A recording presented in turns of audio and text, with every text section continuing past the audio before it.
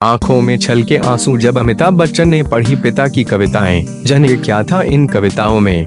अमिताभ बच्चन बॉलीवुड के सबसे लोकप्रिय अभिनेता हैं। ये प्रसिद्ध हिंदी साहित्यकार हरिवंश राय बच्चन के सुपुत्र हैं। 1970 के दशक के दौरान उन्होंने बड़ी लोकप्रियता प्राप्त की और तब से भारतीय सिनेमा के इतिहास में सबसे प्रमुख व्यक्तित्व बन गए हैं।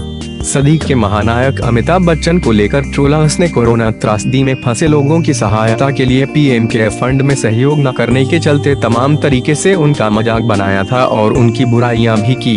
लेकिन अमिताभ बच्चन ने हजारों दिहाड़ी मजदूरों को सीधे सहयोग किए जाने की बात कर उन सभी लोगों की बोलती बंद कर दी जो उन्हें ट्रोल कर रहे थे। उन्होंने all India film employees confederation से जुड़े 1 लाख दिहाड़ी मजदूरों के परिवार की मदद के लिए मासिक राशन मुहैया कराने का ऐलान किया है। अमिताभ बच्चन के कदम से अब चारों ओर उनकी सराहना हो रही है। इन सब के बीच हर रोज अमिताभ बच्चन के तरह से किसी न किसी वीडियो और पोस्ट के जरिए लोगों में कोरोना से बचाव और निराशा से उबरने के लिए पोस्ट और वीडियो जारी किए जा रहे हैं।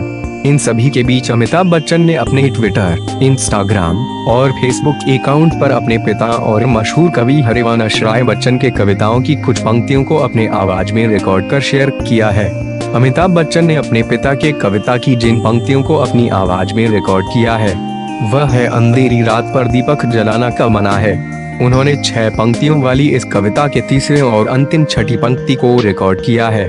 वीडियो के बैकग्राउंड में उनकी आवाज में रिकॉर्ड की गई इस कविता की पंक्तियां गूंज रही हैं और उनके हाथ में उनके पिता के कविताओं की पुस्तक है जिसे वे पलटकर उसी कविता पर आ जाते हैं। यह पल बहुत ही भावुक करने वाला है। कभी उनके चेहरे पर मुस्कुराहट आ रही है तो कभी आंखों में आंसू। इस वीडियो को देखकर लगता है कि अमिताभ बच्चन अपने पिता की यादों में खो से गए हैं। बाबूजी और उनकी आशा भारी कविता को याद करता हूँ। बाबूजी कवि सम्मेलनों में ऐसे ही गा के सुनाया करते थे। अमिताभ बच्चन ने इसी से जुड़ा वीडियो अपने ट्विटर पर अपलोड कर लिखा है, बाबूजी और उनकी आशा भारी कविता को याद करता हूँ। बाबूजी कवि सम्मेलनों में ऐसे ही गा के सुनाया करते थे।